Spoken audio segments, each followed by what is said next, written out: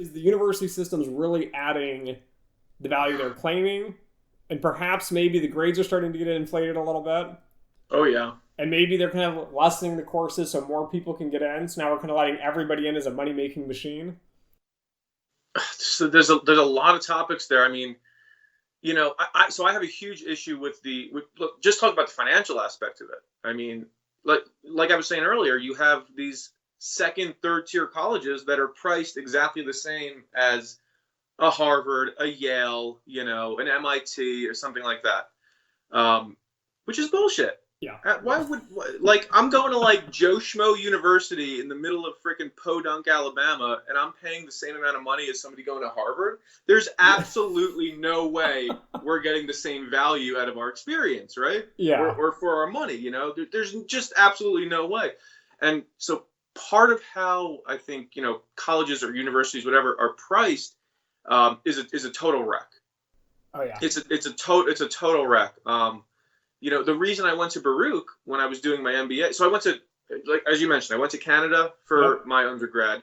I'm a Canadian citizen, so my tuition was much cheaper. I was paying, my biggest cost when I was living up there was rent, which was a couple $100 a month. I was paying, I think, $4,000 a year. This was in 05 to 09. So $4,000 a year for probably a relatively good education. Yeah. And that was my education, my tuition cost was the least expensive thing I was paying for up there. Yeah. So I was paying around the same time as you, about $10,000. Right. Just a state school. This isn't like a private Ivy League or anything like that. Just a generic state school. Right. Exactly.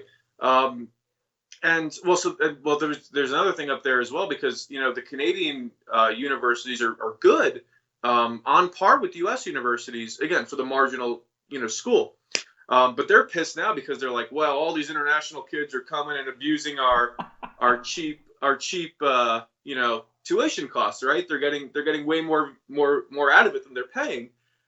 So just to spare my reputation, I'm trying to move back to Canada, baby. Go Canada. I'm serious. I'm trying to. So, but anyway, so think about that. And then I went to Baruch, where I paid $20,000 a year in 2000, I think 13 to 15 were the 2 years that I did there. Yeah. And that was, to me, I was a broke kid who was, getting out of my first couple of years of the work, the work experience. I thought that was a crazy amount of money, but at the same time, I was like, should I apply to Columbia and pay $200 for $100,000 a year essentially? Yeah. And it probably would have been worth it, to be honest with you. Okay. Because at that point in my life, I had to drive. I knew what I wanted to do, and it would have. So that's where you're old enough where that network is going to actually pay off, right? Yeah. Coming out of Columbia undergrad or NYU undergrad, I'm talking New York because that's what I know.